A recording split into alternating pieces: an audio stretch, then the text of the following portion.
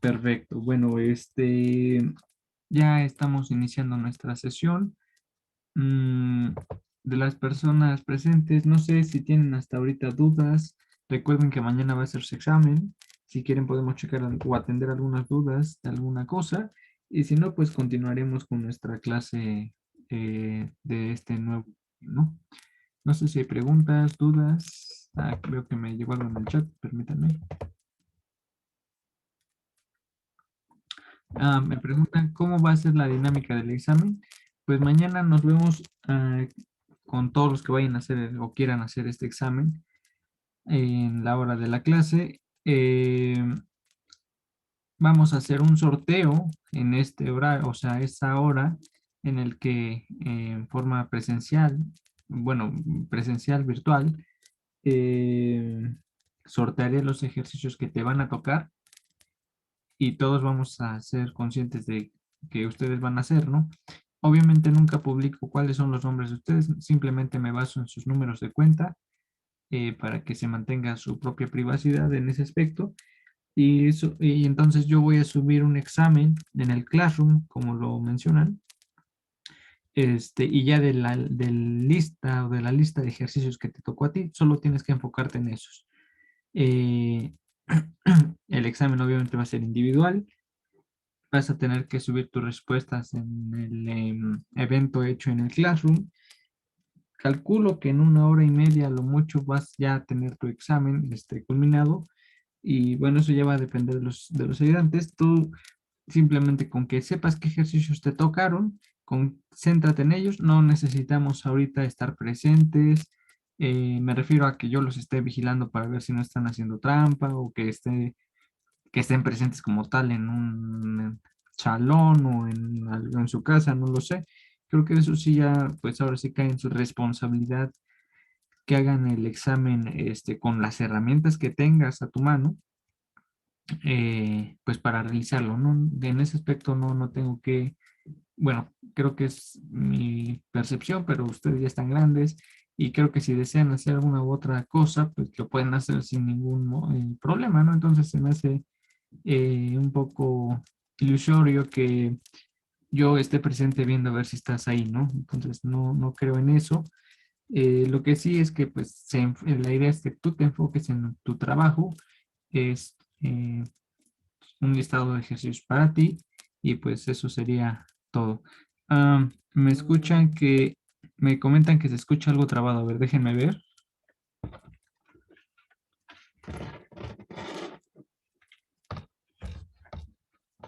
Bueno, ¿me escuchan? ¿Se escucha mejor? No mejoró, arregló. Bueno, a ver, vamos a seguir hablando continuos. ¿Me siguen escuchando así cortado? No sé a qué se deba esto del audio. A ver, permítanme un momento.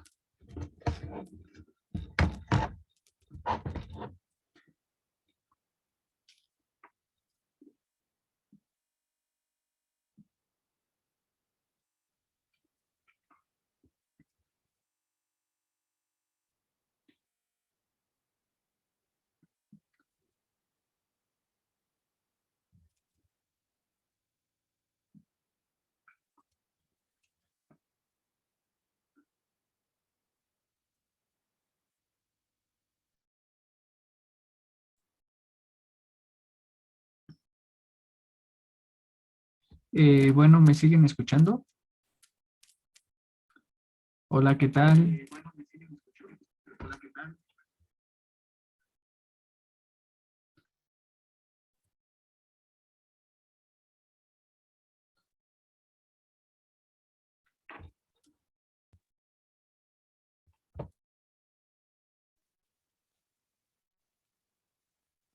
Hola, ¿me escuchan?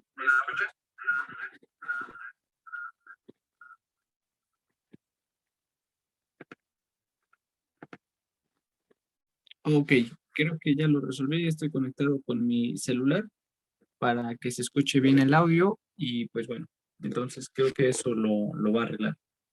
Entonces voy a poner esto por aquí, solo que mi celular tiene poca carga. Si en algún momento se deja de escuchar, me avisan para que ponga el cargador. En fin. Ah, ok. Bueno, entonces, pues vamos a iniciar la clase para ganar tiempo de esto de la carga. Pongo esto por aquí. Aquí lo pongo. Entonces, voy a leer el chat a ver si no había más cosas.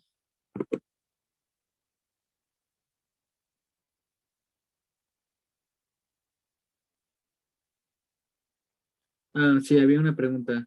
Cuando resolvimos, bueno, esta ecuación.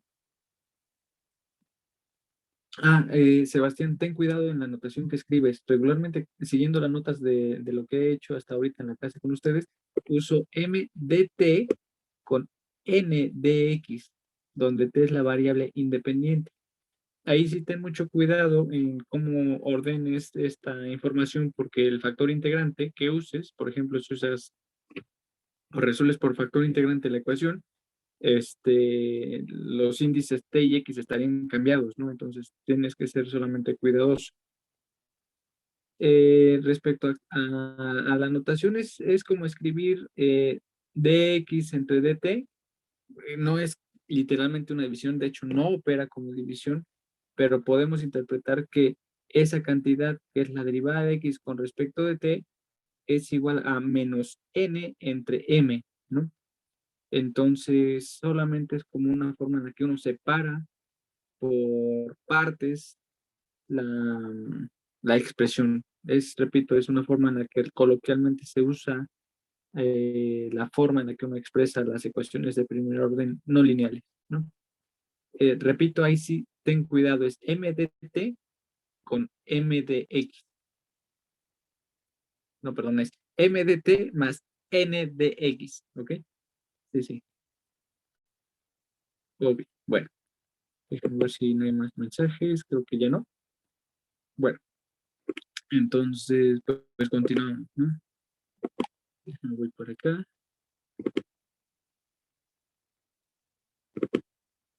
Ok. Bueno, entonces lo que nos quedamos ahorita trabajando es cómo em, estructuramos una ecuación de segundo orden, perdón, una ecuación de primer orden en dos dimensiones, en la que tú tienes esto, x1', x2', a, b, c y d, una matriz. Y entonces este es nuestro problema, ¿no? Tenemos este ejercicio donde x' es igual a por x. Creo que se entiende de manera muy directa que x es el vector y a pues es la matriz, ¿no? Bueno, en la clase pasada te esbocé cómo es la forma en la que uno interpreta lo que vamos a hacer formalmente ahora. Vamos a tener que buscar un espacio Y que vamos a denominar como la base canónica,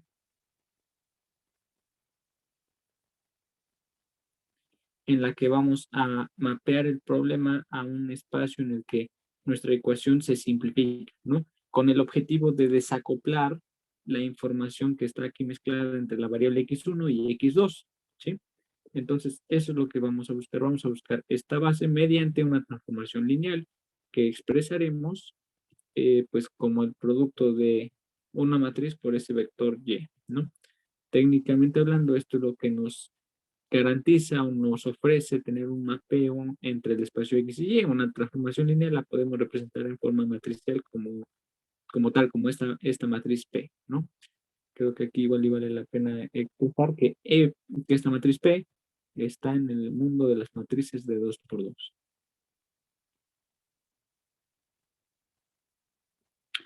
Bueno, entonces, repito, nuestro problema original es esta. Le vamos a llamar la ecuación 1. Y entonces la cuestión ahora es cómo expresamos la ecuación 1 en términos de la variable y. Bueno, no sé si sea obvio o no, pero creo que sí podríamos notar que si tú derivas el vector X respecto de T, esto pues tendría que ser directamente la derivada de T de la matriz P por el vector Y, ¿sí?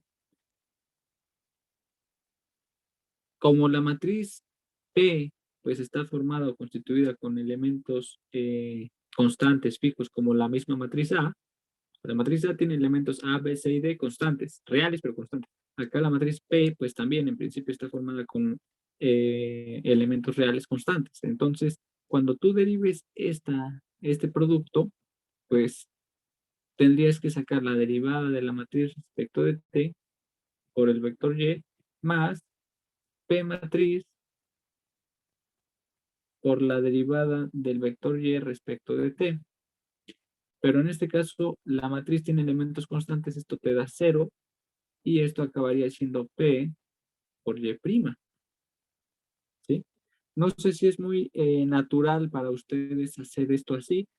Si quieren, puedo hacer el mismo desarrollo en una estructura como más, pues, abierta, en la que puedo decir la misma información en términos de las componentes del vector X. Es decir, podríamos sacar la derivada respecto de T de la componente yésima del vector X, donde pues XY puede ser respectivamente X1 o X2, ¿no? En términos de Y. Creo que aquí la forma más técnica sería pues Y igual a 1 o 2, ¿no? Bueno, si yo derivo cada una de las componentes de este vector, pues se reconocería igual como la derivada de el producto de P por Y. Pero ahora tú ya eres un experto sacando multiplicación de una matriz por un vector y sabes que si tú tienes una matriz por un vector, esto también lo puedes escribir en términos de las componentes de este producto, ¿no? Entonces tú tendrías, por ejemplo, la componente yésima sería la suma de J igual a 1 de P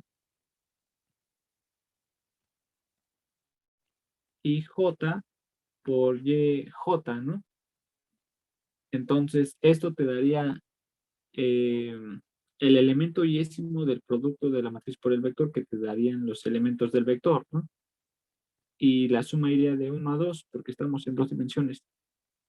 Cabe notar que esta forma en la que estoy expresando esta derivada es válida incluso para matrices que están en Rn y vectores que están en R, bueno, matrices que están en las matrices de n por n y vectores que están en n dimensiones, ¿no? Porque pues la cota aquí de la suma la puedo poner con n y pues está lo mismo, no estoy cambiando nada. Entonces, si expresamos esta cosa aquí abajo, pues tendríamos que sacar la derivada de la suma de j igual a 1 hasta 2 del elemento ijésimo de yj, pero esto es, ahora, otra cosa, sabes que las derivadas abren sumas, ¿no? O se meten en las sumas, porque funcionan como un operador lineal, ¿no? Es algo que aprendiste en álgebra lineal 1. Bueno, y si no lo sabes, pues de cálculo creo que sí lo sabes, porque sabes que abre sumas y saca escalares, ¿no? Entonces, pues podemos aprovechar esa información. ¿Por qué o cómo? Pues podemos meterla aquí. Podemos utilizar que esta derivada se puede meter en el argumento de la suma sin ningún problema.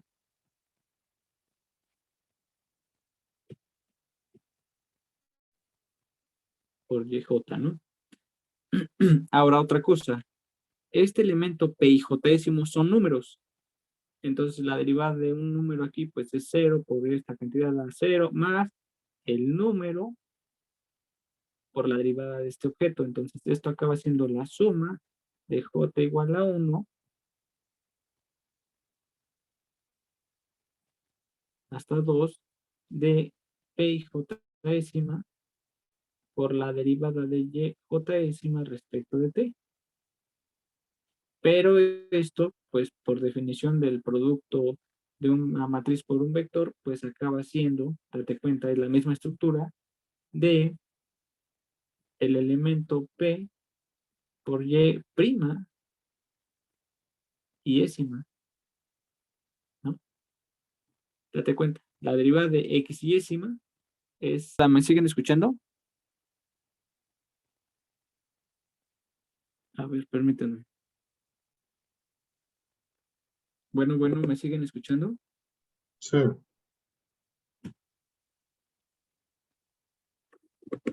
Ok, creo que algo aquí me sacó. Déjenme ver qué pasó. Déjenme checo si... Ok, se sigue grabando la clase, todo bien. ¿Se está compartiendo la pantalla? No, ya no. Ok, no, ¿verdad? Muy bien. Si algo pasó aquí. Pero bueno, ya está.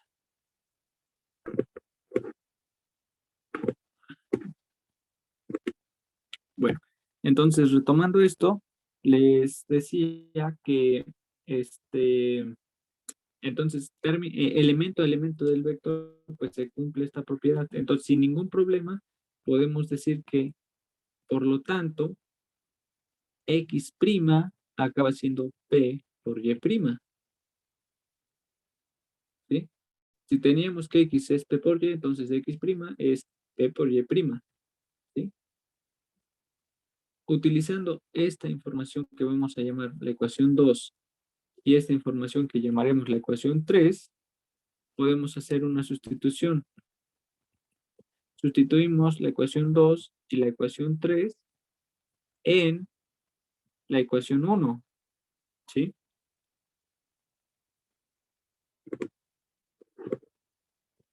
Si hacemos esto, ¿qué ganamos?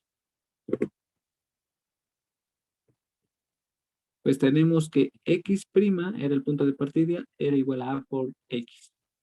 Pero decimos que X es P por Y. Por otro lado, decimos que X' es P por Y', ¿sí? Entonces, a la vez, esto lo podemos simplificar aún más y poder decir que Y' acabaría siendo P inversa por A, P por Y. Y esta sería la representación de nuestra ecuación diferencial vista en la base canónica. Esta sería nuestra nueva ecuación o nuestro nuevo sistema de ecuaciones diferenciales en la base canónica.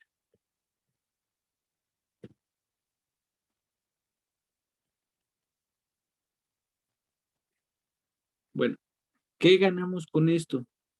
La gran ganancia es que tenemos que tener en cuenta cómo va a ser ahora la forma de esta matriz. Y esta matriz va a depender de qué caso estemos tomando para los elementos de nuestra matriz A. Vamos a recordar que nuestra matriz A puede tener 3 casos.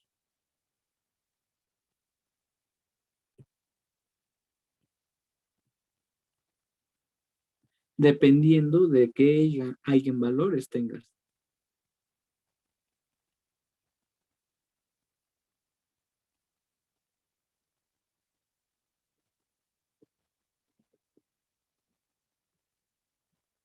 Caso 1.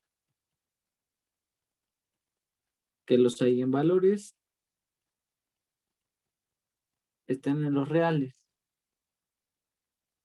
Esto lo podríamos simplificar cuando esta cantidad que definimos ayer, llamada discriminante, era mayor que 0.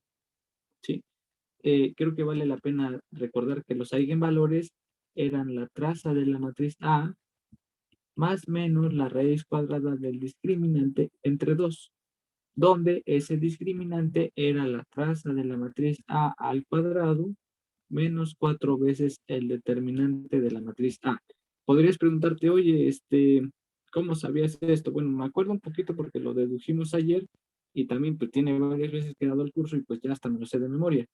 Pero en tu caso, si es la primera vez que lo ves, pues te recomiendo que sí la tengas presente cómo calcular los eigenvalores en términos de la traza y del determinante.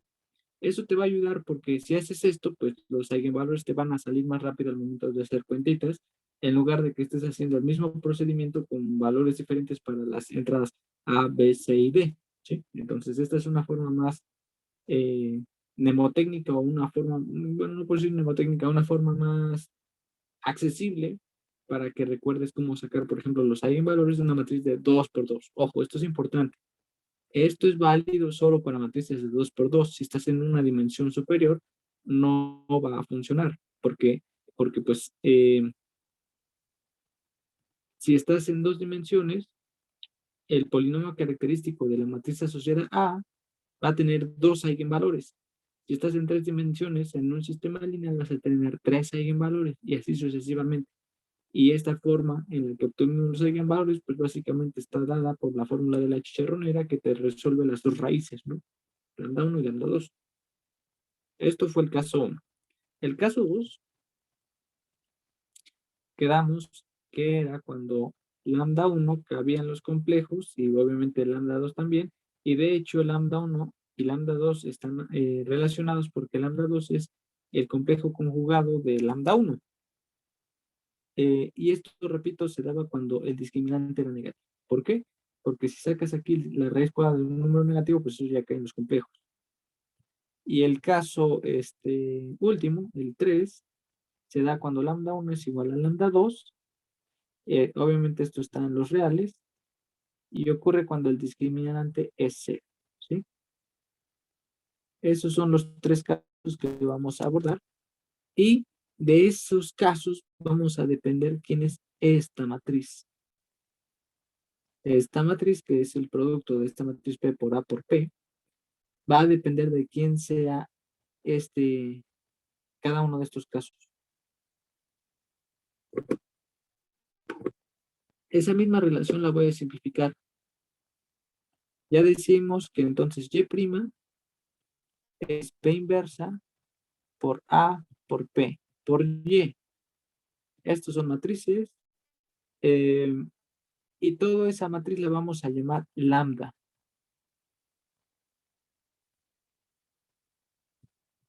¿Sí? Esta matriz le vamos a dar un nombre. Se va a llamar la matriz canónica.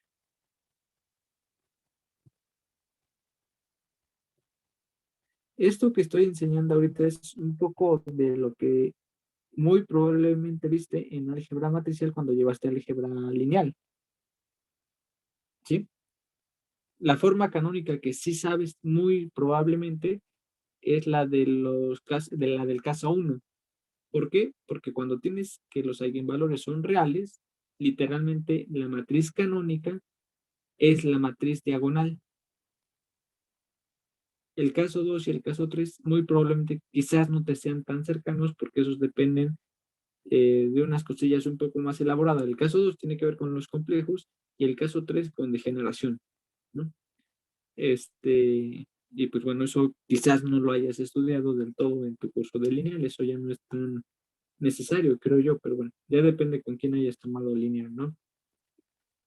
Quiero preguntar de manera muy abierta, ¿quiénes de ustedes están familiarizados o conocen qué es una matriz canónica de Jordan? O si la llegaron a ver. ¿Quién puede decir? Sí, yo.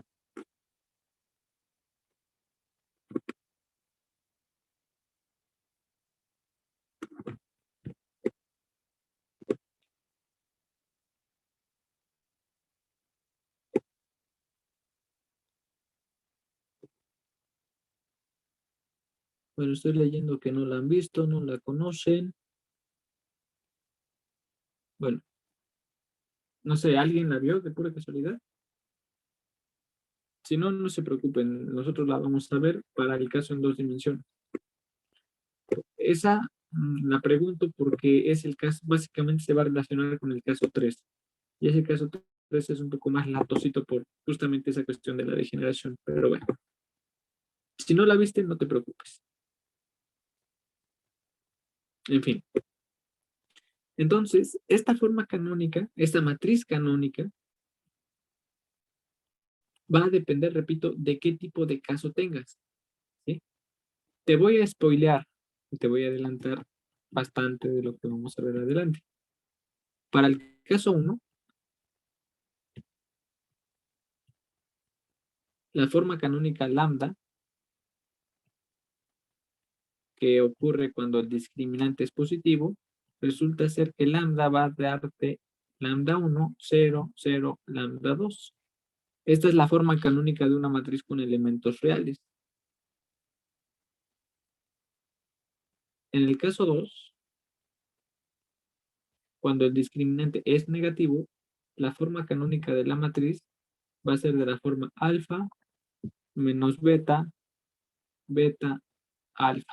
Permítanme un momento, creo que se está descargando mi celular, entonces voy a ir por un cargador. Ahorita regreso. Esperen.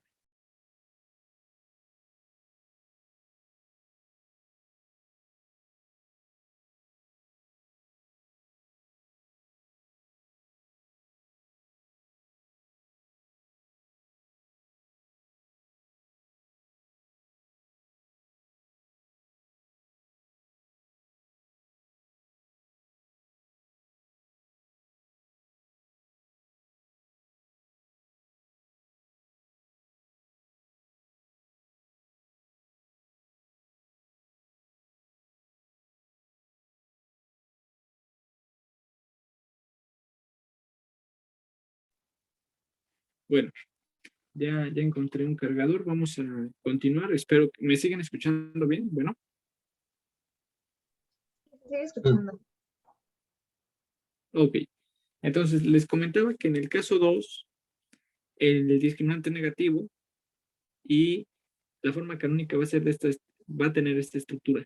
Esta forma en la que escribí mi matriz canónica va a ser muy importante, o es muy importante, porque lo que buscamos al final de cuentas con la forma canónica es reproducir los eigenvalores de la matriz con esta forma canónica. Si tú calculas los eigenvalores del caso 1 con esta matriz canónica, pues los eigenvalores directamente son lambda 1 y lambda 2. ¿Sí? En el caso 2, creo que no es muy evidente, pero si tú calculas los eigenvalores de cualquier matriz con esta forma, los eigenvalores van a ser de la forma alfa más i beta. Y en el caso 3, en el que tú tienes degeneración porque el discriminante es 0, tu matriz canónica va a ser de esta forma. Esta del caso 3 se conoce o se nombra como forma canónica de Jordan. Pero bueno, repito, eso lo vamos a ver con calma. Nosotros vamos a comenzar con el caso 1 en el que tenemos esta forma canónica. ¿Sí? Vamos a tratar de deducir por qué la forma canónica tiene esa forma, literalmente. ¿Sí? Ese va a ser nuestro objetivo ahorita. Por demostrar, si quieres ponerlo como una demostración, pues lo podemos enunciar así, un teorema. Creo yo no ameritan titularse así, pero bueno. Lo vamos a escribir como el ejercicio a demostrar. Demostrar que la forma canónica del caso 1 va a ser esta para el caso en el que el discriminante es positivo. Eso es lo que vamos a demostrar.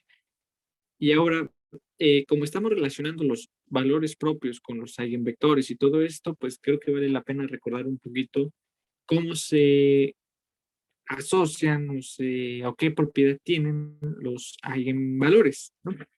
Si tú tienes una matriz A, por ejemplo, en este caso directamente la de la ecuación diferencial A, y calculas sus eigenvectores, resulta que si tú multiplicas la matriz A por un eigenvector de esta misma matriz, vas a tener dos eigenvectores, por cierto. Si tu matriz no es singular, es decir, que su determinante sea 0, creo que eso vale la pena anotarlo aquí.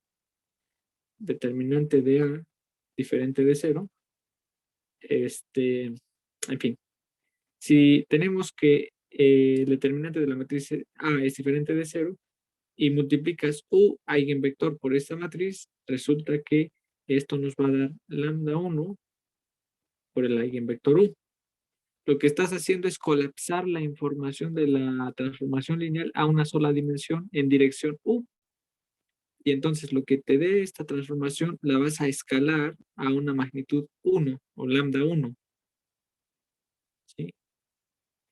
Entonces aquí se reconoce lambda 1 como, bueno, esta es una lambda muy mal hecha, como el eigenvector 1. Eigenvalor, perdón, eigenvalor 1. Y U sería el eigenvector asociado a ese eigenvalor. También se llama a los eigenvalores vectores propios y a los eigenvalores valores propios. Esto tiene un poco más de, pues quizás de la raíz de la que proviene el término eigen, que hasta donde sé es un término alemán, que es, tiene un significado asociado propio, ¿no? Entonces, pues si lees en la literatura valor propio o vectores propios, son esta cosa que te estoy enunciando aquí, ¿sí? Esto es lo que cumplen los valores y los vectores propios cuando tienes una matriz A no singular, ¿sí? Después te puedo decir por qué no es de importante, bueno, por qué que el determinante sea diferente de cero, creo que ya está implícito en nuestro sistema. Te puedo decir el por qué es importante. No, ahorita no es tan relevante, pero el significado va a ser que si tu determinante era cero para nuestra matriz A, significaba que desde un principio tu sistema estaba desacoplado porque pues tal vez las dos ecuaciones eran múltiplos entre sí. Y eso tiene sentido porque geométricamente recuerda que el determinante te calcula un área, ¿no? O un hipervolumen. Entonces, si tú tenías que las dos ecuaciones eran múltiplos entre sí, pues significaba que estabas generando un área nula, porque son combinación lineal entre ellas, y entonces, pues, te estás haciendo pato, ¿no? En pocas palabras, porque estás tratando de resolver un sistema cuando no tenías ni siquiera un sistema. Tus dos ecuaciones eran una sola, nada más que eran un múltiplo una de la otra. Eso, pues, repito, eso como que ya viene implícito cuando nosotros abordamos esto. Lo enuncio porque, pues, podría ser interesante para alguien. Oye, determinante cero, ¿qué pasa? Bueno, sí puede ser que tu sistema tenga determinante de cero, pero significaba en pocas palabras que tu sistema no era un sistema, era una ecuación como tal, que eran dos ecuaciones que eran la misma, básicamente. ¿Sí? En fin, bueno, aclarando ese punto, que creo que podría ser sutil, repito, tienes un eigenvalor, tienes su eigenvector, entonces esta relación se cumple. Y se cumple también para el segundo eigenvector, porque vas a tener dos eigenvalores, ¿no? ¿Por qué dos? Pues eso viene del polinomio característico, es en dos dimensiones, por lo tanto tienes dos eigenvalores. Entonces, el segundo eigenvalor, pues va a satisfacer lo mismo con su respectivo eigenvector. Entonces, lambda 1 sería, perdón, lambda 2 sería el eigenvector, perdón, el eigenvalor 2.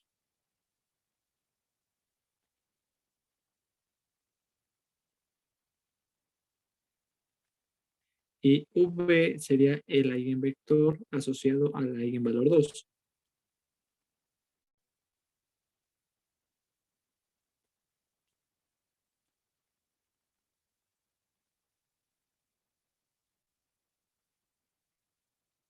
Ok, entonces tenemos esta relación.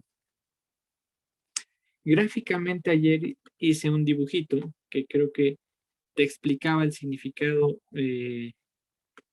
pues geométrico de hacer la transformación entre el espacio X original y el espacio Y. Te lo dibujé con un gatito incluido, ¿no?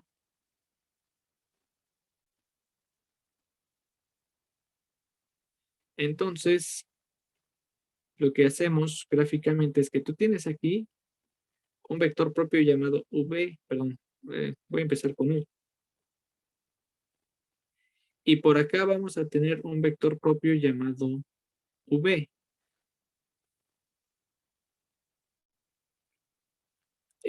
Ahorita no va a ser tan relevante, te lo comento de una vez porque después sí va a ser relevante, en especial cuando tengamos el caso complejo, pero vamos a hablar un poco de orden.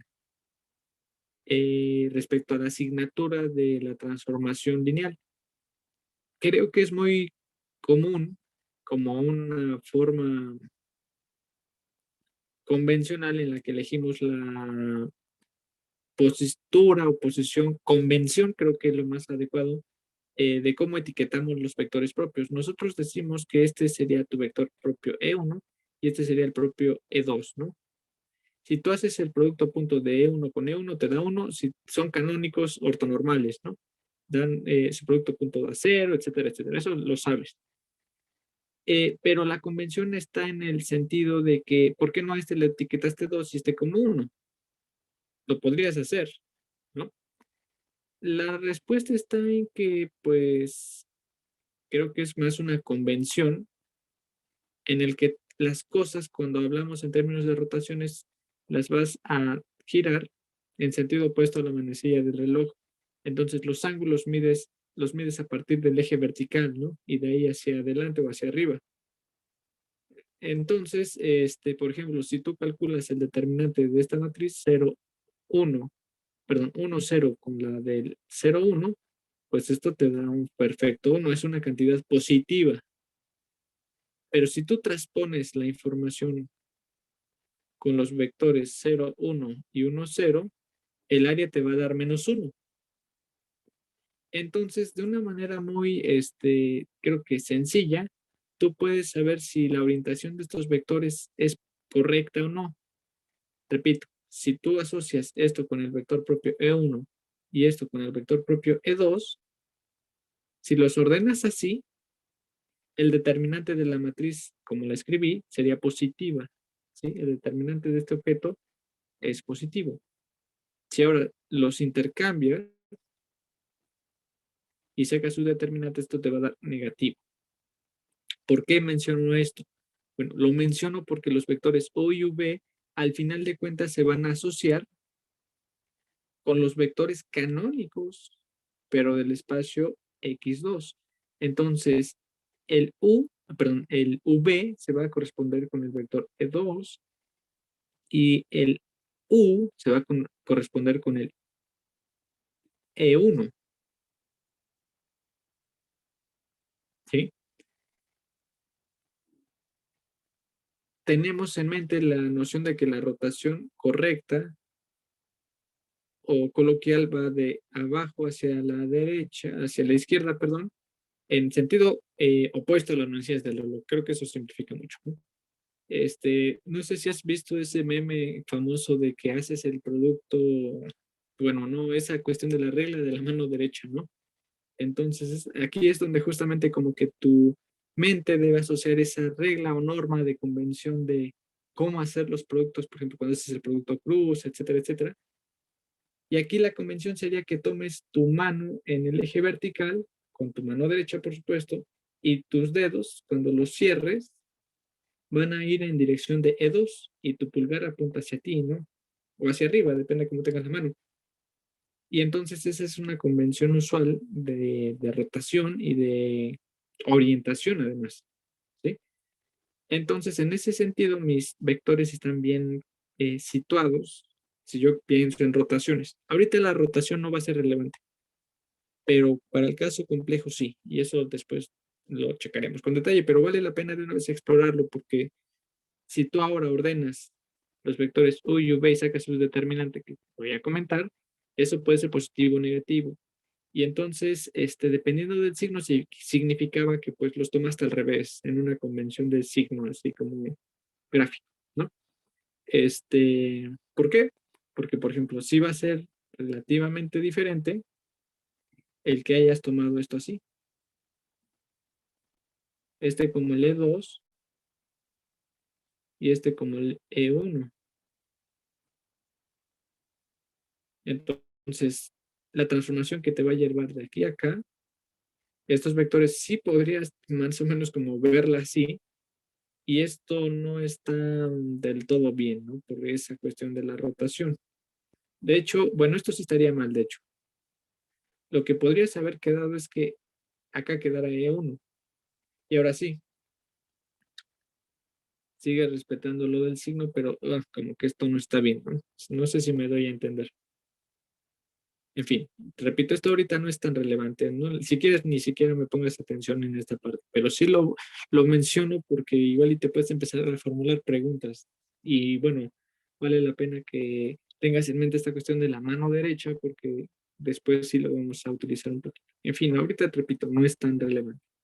Lo que quería usar o que vieras ahorita era el que recordáramos que mi vector U lo vamos a asociar al vector E1 después de la transformación y el V al E2. Es decir, recuerda que X es P por Y.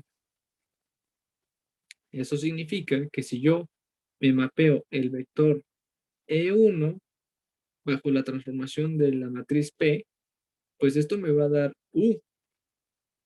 E1 lo voy a manejar en la base canónica. Cuando lo transforme a mi base original, pues me debe regresar el vector U. Lo mismo va a pasar con el vector E2. Si yo transformo el vector canónico E2, esto me tiene que dar V. ¿Sí? Estas dos cantidades me van a permitir saber ahora quién es la base canónica. ¿Cómo? Pues vamos a utilizar las ecuaciones que relacionan al valor propio. ¿Sí? A esta la vamos a llamar, si quieres, la ecuación asterisco. Ups, ahí está. Y esta es la ecuación doble asterisco. Bueno.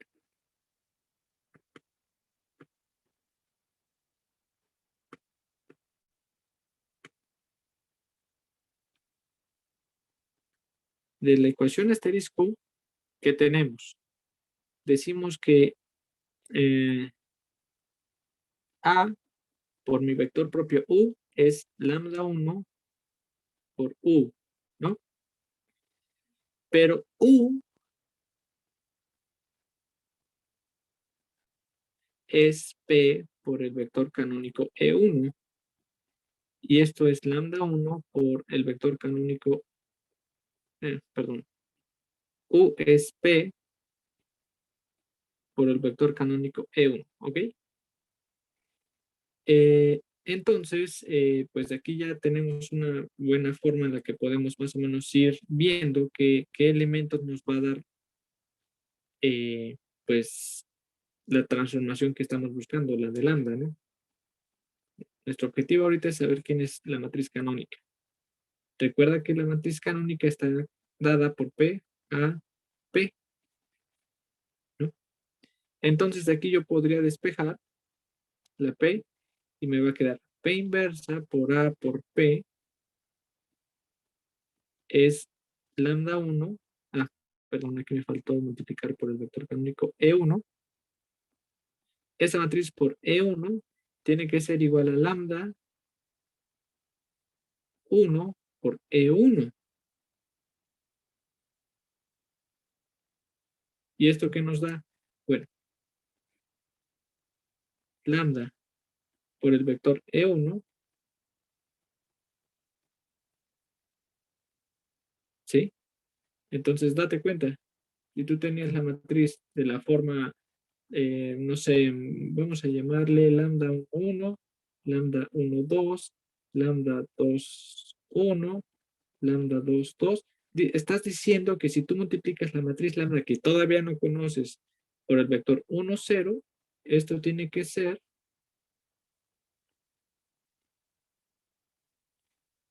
lambda 1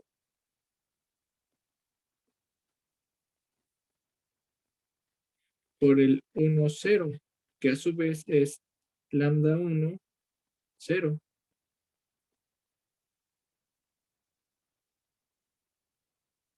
¿Sí? Esta es la relación que estamos teniendo. Por un lado, llegamos a esto. Por el otro, tenemos la cosa que estamos buscando obtener. ¿Quién es lambda, no? Entonces, ¿quiénes son los vectores, perdón, quiénes son los valores lambda 1 y lambda 2? Pues entonces, de acuerdo a lo que tú estás pidiendo, eso implica que lambda 1 tiene que, 1, 1 tiene que ser lambda 1 y lambda 2, 1 tiene que ser 0 para que esto sea válido, ¿no? ¿Por qué? Porque pues entonces el producto de esta matriz te queda lambda 1, 1, lambda 2, 1. Y eso tiene que ser igual a lambda 1, 0. Entonces, la forma en la que uno puede recuperar o más o menos asociar la igualdad, pues es que lambda 1, 1 tiene que ser lambda 1 y lambda 2, 1 sea 0. De eso lo obtuvimos utilizando el primer eigenvalor. Podemos usar lo mismo para el segundo eigenvalor. Entonces, para el segundo eigenvalor, ¿qué tenemos? Dices A por V es lambda 2 V. Pero V es P por E2. Y a su vez esto es lambda 2 por PE2.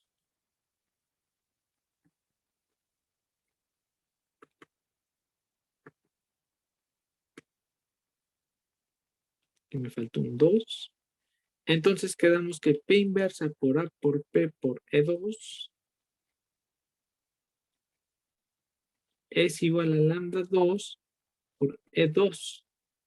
Lo mismo, entonces dices ahora, si yo tenía que lambda 1, 0, lambda 1, 2 y lambda 2, 2 multiplicados por el vector 0, 1, dices que esto tiene que ser igual a lambda 2 por el vector 0, 1. Si hacemos el producto por el lado izquierdo, pues ¿qué te queda? Te queda que lambda 1, 2, te avientas el caratazo ahora, te queda para el segundo renglón, te queda lambda 2, 2, tiene que ser igual a 0, lambda 2. Por lo tanto, lambda 1, 2 es igual a 0 y lambda 2, 2 es igual a lambda 2. Eso implica que lambda tiene que ser la matriz lambda 1, 0, 0, lambda 2. ¡Tarán! Voilà. Entonces ahora demostraste que la ecuación canónica de una matriz con elementos reales en sus eigenvalores se corresponde justamente con la matriz diagonal con esos eigenvalores. Y eso ya es bastante bueno. Significa que en esta base X tu sistema se desacopla. Y es totalmente cierto. ¿Por qué? Porque, fíjate, ¿cómo era la matriz en la base canónica? Dices, Y' es igual a lambda por Y. Esa es la ecuación canónica. Eso significa que Y1', Y2' es igual a lambda 1, 0, 0, lambda 2 por Y1, Y2. Esto implica a su vez que Y1' es igual a lambda 1 por Y1 y lambda 2' es igual a lambda 2 por Y2. Date cuenta, ¿qué ganaste? En esta base, la ecuación 1 depende exclusivamente de Y1 y Y2' depende solo de Y2. En este sentido, las ecuaciones diferenciales se te desacoplaron. Ya no tienes que resolver en forma acoplada a tu sistema. ¿Y cómo lo resuelves? Además está bien fácil. ¿Cuál es la solución de la ecuación Y1'? ¿Y cuál es la solución de la ecuación Y2'? Pues es muy fácil porque son ecuaciones que tú ya sabes ahorita resolver y no es difícil notar. Bueno, y si lo fuera, pues pregúntame, no hay problema. Pero de la ecuación de Y1, creo que es muy fácil. Repito, no tiene que serlo, pero si te queda alguna duda, pregúntame, no tengas pena.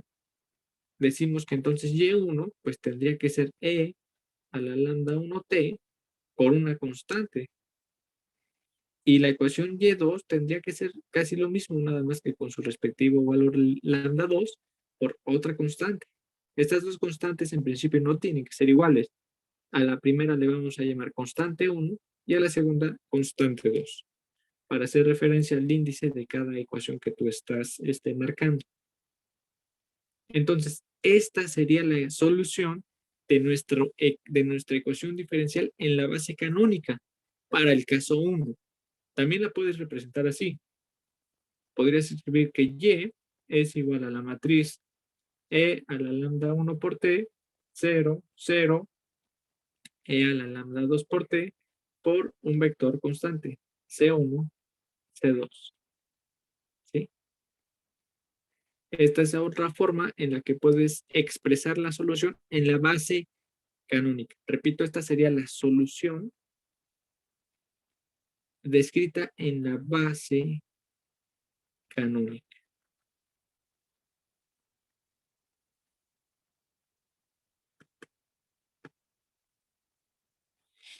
Tu pregunta original no estaba en la base canónica. O sea, tu problema original está en la base X. ¿Cómo regresas a la solución en la base original?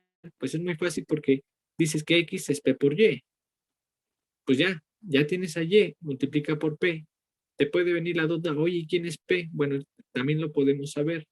Recuerda que enunciamos que A, de hecho no es necesario esta parte, espérame.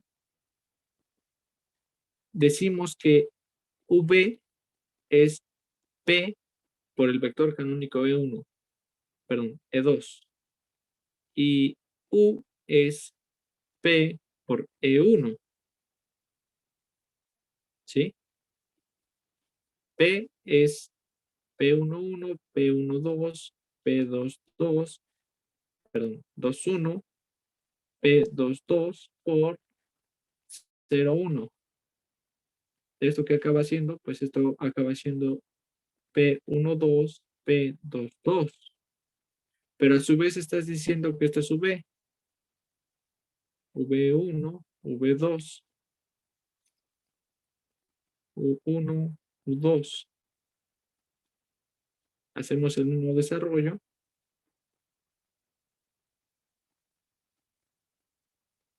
Pero ahora por el producto del vector 1, 0 y esto sería P12, P21.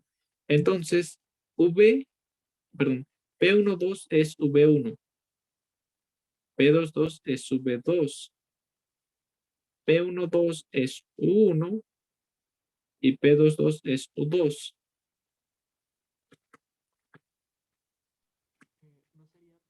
Eso implica que P es V1, perdón, esa parte no es la de P12, perdón, P12 es, no, este no es U2, es U1, ahí está. Entonces quedamos que P11 es U1, ajá. P21 es U2, P12 es V1 y P22 es V2. Esa sería tu matriz P. También date cuenta que podrías decir, bueno, escriba en forma de columna mi vector U, escriba en forma de columna mi vector V y eso es P. Sí, es cierto. P también lo puedes ver como la columna U con la columna V en los elementos de la matriz. Y ya obtuviste quién era P. Tienes la solución en la base canónica. Tienes la información de P, pues multiplica la información de ambas y así vas a regresar a la solución en la base original. ¿Sí? Y eso sería todo, por lo menos para el caso 1. Después vamos a hacer más ejercicios, bueno, vamos a hacer ejercicios para que todo esto sea claro y salgan las dudas y preguntas, pero con esto ya resolvimos el sistema, por lo menos cuando tienes casos reales. Después vamos a hacer casos complejos, etcétera, etcétera, y vamos a ver el caso 3, pero antes de seguir así avanzando, creo que es importante saber qué significan ahora esas soluciones y qué implicaciones van a tener en el punto crítico. Recuerda que el único punto crítico que tiene este sistema es el origen. El origen es el único punto crítico que tienes en tu sistema de ecuaciones diferenciales para este problema, repito. ¿Sí? No sé si hay preguntas o dudas. Si no hay preguntas o dudas, bueno, pues tengan mucha suerte el día de mañana. Éxito, nos vemos de todas maneras para su sorteo. Sean puntuales para que a la hora literalmente a la hora de la clase, pues estén presentes y tomen nota. Toma la nota de ejercicios, la subo en el Classroom y pues los ayudantes, los profesores adjuntos calificarán sobre ese listado de ejercicios. Repito, me gusta hacerlo en vivo y a todo color para que veas que no hay ninguna manipulación ni nada o al respecto o de ese tipo. es un sorteo totalmente rectangular, o sea, no hay ningún peso hacia nadie, así de, oye, tú me caes gordo, o tú muy bien, y vas a tener, no, nada de eso, ¿sí? Entonces, pues, creo que sería todo por el día de hoy.